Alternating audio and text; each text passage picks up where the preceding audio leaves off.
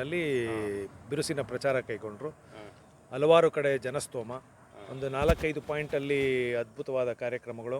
ವಿರೂಪಾಕ್ಷಿಪುರ ಆಗ್ಬೋದು, ಹೊಂಗನೂರು ಆಗ್ಬೋದು, ಮತ್ತು ನಮ್ಮ ಕೋಡಂಬಳ್ಳಿ ಆಗ್ಬೋದು, ಮತ್ತು ಅದಲ್ಲದೆ ಶಾನ್ಭೋಗ್ನಹಳ್ಳಿ ಆಗ್ಬೋದು. ಕೊನೆಗೆ ಅಲ್ಲಿ ಇಸ್ಲಾಮನ್ ದೇವಸ್ಥಾನದ ಮುಂದೆ ಒಂದು ತಿಗಳ ಸಮುದಾಯದ ಒಂದು ದೊಡ್ಡ ಸಭೆ. ಅದು ಭಾರತೀಯ ಜನತಾ ಪಾರ್ಟಿಯ ನರೇಂದ್ರ ಬಾಬು ಅವರು ಮತ್ತು ಬಸವರಾಜ್ ಅವರೆಲ್ಲ ಸೇರಿ, ಎಕ್ಸ್ ಕಾರ್ಪೊರೇಟರ್ಗಳು, ಮಾಜಿ MLAಗಳು ಸೇರಿ ಅದೊಂದು ದೊಡ್ಡ ಕಾರ್ಯಕ್ರಮ ಏರ್ಪಡಿಸಿದರು.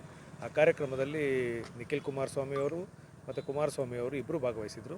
ಅದ್ಭುತವಾದ ಪ್ರಚಾರ ಕಾರ್ಯವನ್ನು ಕೈಗೊಂಡು ಮುಂದಿನ ರೂಪುರೇಷೆಗಳಿಗೆ ಏನು ಹೇಳಿ ಸರ್ ಅಲ್ಲಿ ಕುಮಾರಸ್ವಾಮಿ ಅವರು? ಮುಂದಿನ ರೂಪುರೇಷೆಗಳೇನಿಲ್ಲ. ತಿಗಳ ಸಮಾಜಕ್ಕೆ ಒಂದು ಏನು ಭಾಳ ಹಿಂದುಳಿದಿದ ಸಮಾಜ ಏನಿದೆ, ಆ ಸಮಾಜಕ್ಕೆ ನಾನು ಪ್ರಾಮುಖ್ಯತೆ ಕೊಡ್ತೀನಿ. ಕಾಂಗ್ರೆಸ್ ಸರ್ಕಾರ ನಿಮಗೆ ಪದೇ ಪದೇ ಕರೆದು ಅವ್ರ ಹತ್ರ ಓಟ್ ಹಾಕ್ಸ್ಕೊಂಡು, ನಿಮ್ಮ ಹತ್ರ ಓಟ್ ಹಾಕ್ಸ್ಕೊಂಡು ಏನು ಮೋಸ ಮಾಡಿದ್ದಾರೆ, ಅವ್ರದ್ದೊಂದು ಮನವಿ ಇದೆ.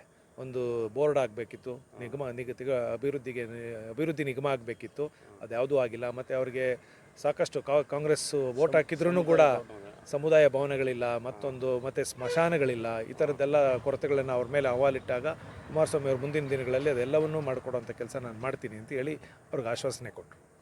ಸರ್, ಈಗ ಬೇವೂರು ಜಿಲ್ಲಾ ಪಂಚಾಯತಿಯಿಂದ ತಿಮ್ಮರಾಜು ಅವರು ಮಾಜಿ ಜಿಲ್ಲಾ ಪಂಚಾಯತ್ ಸದಸ್ಯರು, ಅವರು ಸಹ ಈಗ ಕಾಂಗ್ರೆಸ್ನವ್ರದ್ದು JDS ಸೇರ್ಪಡೆ ಆಗಿದ್ದಾರೆ.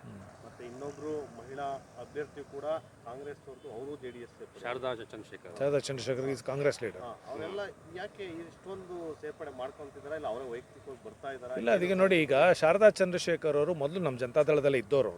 ಅವರು ಭಾಳ ವರ್ಷಗಳಿಂದ ಕಾಂಗ್ರೆಸ್ಗೆ ಸೇರಿದರು. ಅಲ್ಲಿ DK ಶಿವಕುಮಾರ್ ಮತ್ತು ಸುರೇಶ್ ಅವರ ದೌರ್ಜನ್ಯಗಳು, ಮತ್ತು ಗೀತಾ ಶಿವರಾಮ್ ಅವರಿಗೆ, ಅವರು ಕುರುಬ ಸಮಾಜದ ಹೆಣ್ಮಗಳು, ಆಕೆಗೆ ದಾಸರಳ್ಳಿಯಲ್ಲಿ ಟಿಕೆಟ್ ಕೊಡ್ತೀನಿ ಅಂತ ಹೇಳಿದರು, ಕೊಡಲಿಲ್ಲ.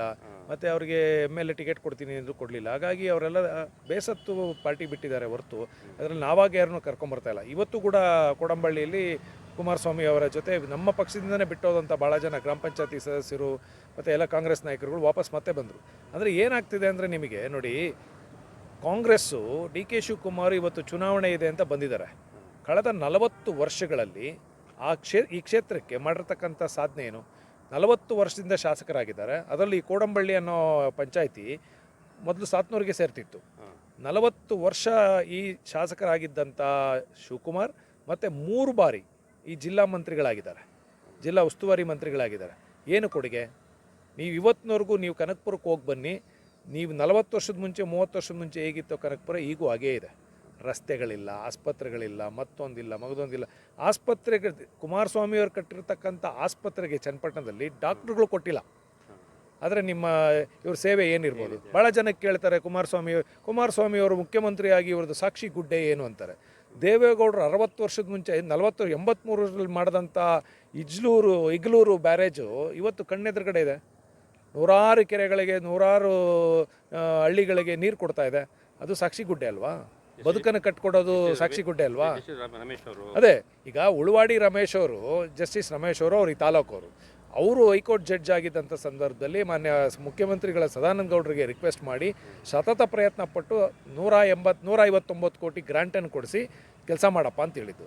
ಈತ ಕೆಲಸ ಮಾಡಿದ ಮೇಲೆ ಉಳುವಾಡಿ ರಮೇಶ್ ಹೆಸರು ಪ್ರಾರಂಭದಲ್ಲಿ ಹೇಳ್ತಾರೆ, ತಾಲೂಕಲ್ಲಿ ಹೇಳ್ತಾರೆ, ಹೊರಗಡೆ ಬಂದರೆ ಹೇಳಲ್ಲ.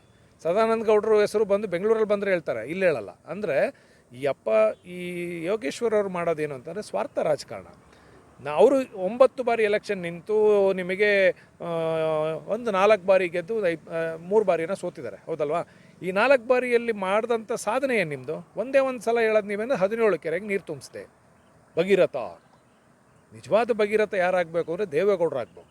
ಯಾಕೆಂದರೆ ಅವತ್ತು ಅವ್ರು 83ರಲ್ಲಿ ಕಾವೇರಿ ಟ್ರಿಬ್ಯುನಲಲ್ಲಿ ಪರ್ಮಿಷನ್ ತಗೊಂಡು 83ರಲ್ಲಿ 85ರಲ್ಲಿ ಅಷ್ಟೊತ್ತಿಗೆ ಇಜ್ಲೂರು ಬ್ಯಾರೇಜ್ ಕಟ್ಟಲಿಲ್ಲ ಅಂದಿದ್ರೆ ನೀರಲ್ಲಿ ಸಿಕ್ತಿತ್ತು ನಿಮಗೆ? ನೀರು ತರೋಕ್ಕಾಗ್ತಿತ್ತು ನಿಮ್ಮ ಕೈಲಿ?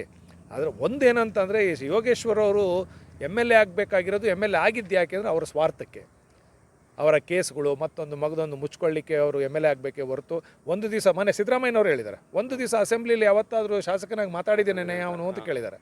ಮಾತಾಡಿದಾರಾ? ಹಾಗಾಗಿ ಶಾಸಕರಾಗಬೇಕಾಗಿರೋದು ಜನರ ಸೇವೆ ಮಾಡಲಿಕ್ಕೆ ಹೊರತು, ಅಭಿವೃದ್ಧಿ ಕೆಲಸಗಳು ಮಾಡಲಿಕ್ಕೆ ಹೊರತು. ಈಗ ಕುಮಾರಸ್ವಾಮಿಯವ್ರು ಮಾಡಿರೋದು ಲಿಸ್ಟನ್ನು ಕೊಡ್ತಾ ಹೋದರೆ ಇವ್ರು ಇನ್ನು 10 ಟರ್ಮ್ MLA ಆದರೂ ಮಾಡೋಕ್ಕಾಗಲ್ಲ, ಅಷ್ಟು ಕೆಲಸ ಮಾಡಿದ್ದಾರೆ ಕುಮಾರಸ್ವಾಮಿಯವರು. ಇಲ್ಲ, ಯಾಕೆ ಕುಮಾರಸ್ವಾಮಿಯವ್ರನ್ನ ದೇವೇಗೌಡರ ಕುಟುಂಬನ ಇಲ್ಲಿವರೆಗೂ ಗೆಲ್ಸ್ಕೊಂಬರ್ತಿದ್ದಾರೆ? ಇಲ್ಲಿವರೆಗೂ JDS ಯಾಕಿದೆ? 1 ಬಾರಿ 2 ಬಾರಿ ನಾವು ಕಾರ್ಯಕರ್ತನಿಗೆ, ಸಿಂಬ್ಲಿಂ ನಾಗರಾಜ್ ಅಂತ ಒಬ್ಬ ಕಾರ್ಯಕರ್ತನ ಕೊಟ್ಟಂಥ ಸಂದರ್ಭದಲ್ಲಿ ಯೋಗೇಶ್ವರ್ ಗೆದ್ದಿದ್ದು ಬಿಟ್ಟರೆ ನಮ್ಮ ಮೇಲೆ ಎಲ್ಲವೂ ಸೋತಿರೋದೆ. ಇನ್ನು 2 ಸಲ ಕಾಂಗ್ರೆಸ್ಸಲ್ಲಿ ಇದ್ದಾಗ ಗೆದ್ದಿದ್ರು. ಆಗ ನಮ್ಮಲ್ಲಿ ಕ್ಯಾಂಡಿಡೇಟ್ ಬೇರೆ ಇದ್ದರು.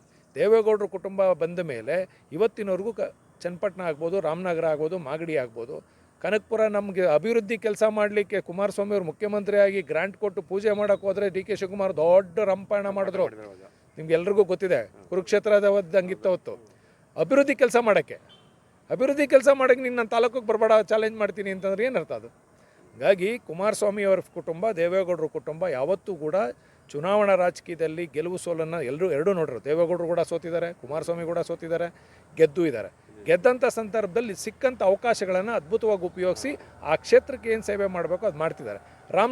ರಾಮನಗರನೂ ಮತ್ತು ಕನಕಪುರನೂ ಕಂಪೇರ್ ಮಾಡಿ ನೋಡಿ, ಚನ್ನಪಟ್ಟಣನೂ ಕನಕಪುರನ ಕಂಪೇರ್ ಮಾಡಿ ನೋಡಿ.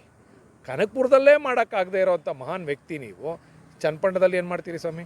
ಈಗ ಇನ್ನೊಂದು ಹೊಸ ಸ್ಟಾರ್ಟ್ ಮಾಡ್ಕೊಂಡಿದ್ದಾರೆ. ರಾಮನಗರದಲ್ಲಿ ನಿಖಿಲ್ ಕುಮಾರಸ್ವಾಮಿ ಅವ್ರನ್ನ ಲಾಸ್ಟ್ ಟೈಮ್ ಸೋಲ್ಸೋಕ್ಕೆ ಒಂದು ಲೂಲು ಮಾಲ್ ಕಾರ್ಡ್ ಅಂತ ಕೊಟ್ಟರು, ಗಿಫ್ಟ್ ಕೂಪನ್ ಕಾರ್ಡು.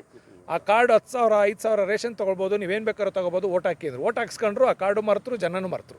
ಇವತ್ತಿನವರೆಗೂ ಆಗಿಲ್ಲ. ಈಗ ಚನ್ನಪಟ್ಟಣದಲ್ಲಿ ನಿನ್ನೆಯಿಂದ ಪ್ರಾರಂಭ ಆಗಿದೆ. ಇದೇ ಕಾರ್ಡನ್ನು ಕೊಟ್ಟು ಮೋಸ ಮಾಡಿ ಕುತಂತ್ರವಾಗಿ ಓಟ್ ತಗೋಬೇಕು ಅಂತ ಹೊರಟಿದ್ದಾರೆ. ಆದರೆ ಜನ MP ಚುನಾವಣೆಯಲ್ಲಿ ಇವ್ರ ಕುತಂತ್ರಗಳನ್ನು ಅರ್ಥ ಮಾಡ್ಕೊಂಡಿದ್ದಾರೆ. ಸುರೇಶ್ನ ಸೋಲ್ಸಾಗಿದೆ. ಈ ಚುನಾವಣೆಯಲ್ಲಿ ಈ ಕಾರ್ಡಿನ ತಂತ್ರನ ಉಪಯೋಗಿಸಿದ್ರೆ ಈಗೂ ಕೂಡ ಇದೇ ಸೋಲ್ ಕಟ್ಟಿಟ್ಟ ಬುತ್ತಿ. ಚನ್ನಪಟ್ಟಣ ಜನತೆ ಮುಟ್ಟಾಳರಲ್ಲ, ಚನ್ನಪಟ್ಟಣ ಜನತೆ ಬುದ್ಧಿವಂತರು. ನೀವು ಮಾಡುವಂಥ ಮುಟ್ಟಾಳ ಕೆಲಸಕ್ಕೆ ಅವರು ತಲೆಬಾಗಲ್ಲ. ನಿಮ್ಮ ಯಾವ ಕಾರ್ಡ್ಗಳು ಯಾವ ಕುತಂತ್ರಕ್ಕೂ ಅವರು ಬಗ್ಗಲ್ಲ. ಚುನಾವಣೆಯಲ್ಲಿ ನಿಖಿಲ್ ಕುಮಾರಸ್ವಾಮಿ ಸರಿಸುಮಾರು 20-25 ಸಾವಿರ ಮತಗಳಿಂದ ಗೆಲ್ತಾರೆ. ಯೋಗೇಶ್ವರ್ಗೆ ಸೋಲಾಗುತ್ತೆ. ಯೋಗೇಶ್ವರ್ ಸೋತಿದ್ದ ದಿವಸ ಶಿವಕುಮಾರ್ ತಮ್ಮ ಸುರೇಶು ಯೋಗೇಶ್ವರ್ ಅವ್ರನ್ನು ಬಿಡ್ತಾರೆ. ಕೆಲವೊಂದು ಕಾಂಗ್ರೆಸ್ನ ನಾಯಕರುಗಳು ಸೇರ್ಕೊಂಡಿದ್ದಾರೆ. ಎಷ್ಟು ಪ್ರಮಾಣದಲ್ಲಿ JDS ಗೆಲ್ಪಾಗಿಸ್ತಾರೆ ಈಗ? ಇಲ್ಲ ನೋಡಿ, ಈಗ ಚುನಾವಣಾ ಅಂದಮೇಲೆ ಒಂದೊಂದು ಮತನೂ ಇಂಪಾರ್ಟೆಂಟು. ಅದು ಬೈ ಎಲೆಕ್ಷನ್ ಇರೋದ್ರಿಂದ ಒಂದೊಂದು ಓಟು ಕೂಡ ಇಂಪಾರ್ಟೆಂಟು. ಈ ಕುರುಬ ಸಮಾಜದ ಗೀತಾ ಶಿವರಾಮ್ ಸೇರಿದ ಮೇಲೆ ನಮಗೊಂದು ಅದ್ಭುತವಾದ ಸಹಾಯ ಆಗಿದೆ. ಮೊನ್ನೆ ಒಂದು ಒಳ್ಳೆಯ ಸಭೆ ಮಾಡಿದರು. ಅದ್ಭುತವಾದ ಎಲ್ಲ ಆ ಸಮಾಜದ ಪ್ರಮುಖ ನಾಯಕರನ್ನ ಸೇರಿಸಿ ಒಂದು ಒಳ್ಳೆಯ ಸಭೆ ಮಾಡಿದರು. ಅದೇ ರೀತಿ ಶಾರದಾ ಚಂದ್ರಶೇಖರ್ ಅವರು